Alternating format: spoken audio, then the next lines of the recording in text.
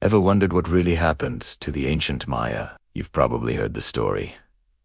A magnificent civilization, masters of astronomy and architecture, who just disappeared into the jungle. Well, that's not quite the full picture. The Maya didn't vanish. Their story is one of collapse, resilience, and survival. Let's unravel this incredible historical mystery together. Picture this.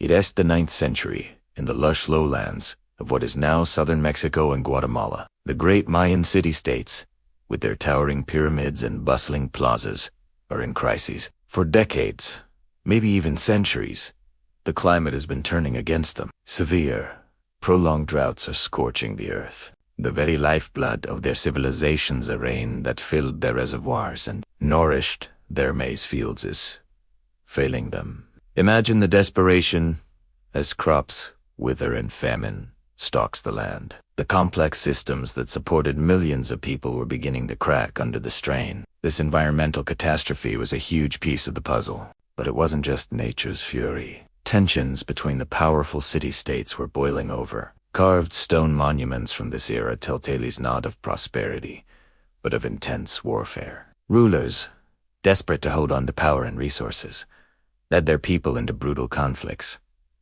These wars weren't just for glory. They were battles for survival, fought over dwindling food and water. This constant state of conflict exhausted their resources and manpower, weakening the very foundations of their society. Think of it like a domino effect. The drought created scarcity, which fueled war, which in turn made it impossible to deal with the drought. And there's another crucial factor. The Maya themselves may have inadvertently contributed to their own downfall. For centuries, they had successfully managed their environment, but growing populations put immense pressure on the land. Widespread deforestation to clear land for farming and to create the plaster for their magnificent buildings likely made the droughts even worse. The soil became exhausted, and crop yields plummeted. They had pushed their environment to its breaking point, and the environment was pushing back. So, it wasn't a single event, but a perfect storm of climate change, constant warfare, and environmental degradation that led to what we call the classic Maya collapse.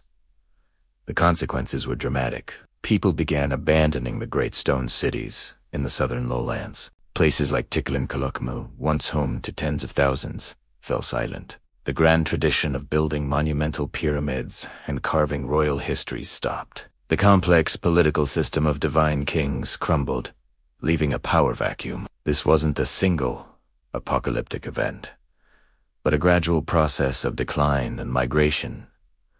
Over about 150 years, the people didn't die out. They scattered, seeking new opportunities and a more stable way of life in other areas, like the northern Yucatan Peninsula and the highlands. But their challenges were far from over. Centuries later, in the 16th century, a new threat arrived from across the ocean. The Spanish conquistadors. This encounter was a clash of worlds. The Spanish brought gunpowder, steel swords, and horses, which gave them a devastating military advantage over Maya warriors armed with spears and obsidian blades. But their most powerful weapon was invisible. The Spanish unknowingly carried diseases like smallpox and measles, to which the Maya had no immunity. These new illnesses swept through communities, wiping out a huge percentage of the population in a tragic wave of epidemics. The conquest wasn't just military and biological, it was also cultural. The Spanish colonizers, driven by a desire for wealth and religious conversion, actively tried to erase Maya traditions. They burned ancient books, destroyed religious idols, and forced the Maya to adopt a new faith and way of life. It was a brutal, systematic attempt to suppress a rich and ancient culture. Yet, despite centuries of collapse, conquest, and oppression, the Maya people endured. And this is the most important part of the story.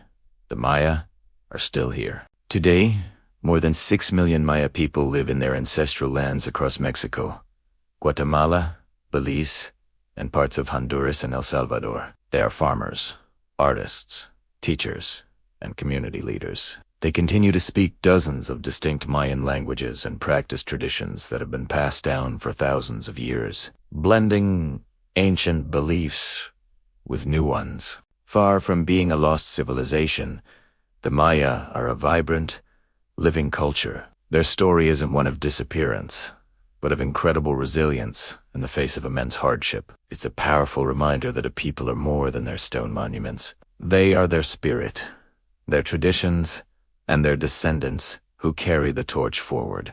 Thank you so much for joining me on this journey into the past. If you found this story as fascinating as I do, please hit that like button and subscribe for more deep dives into history. Let me know in the comments what other historical mysteries you'd like to explore. See you next time.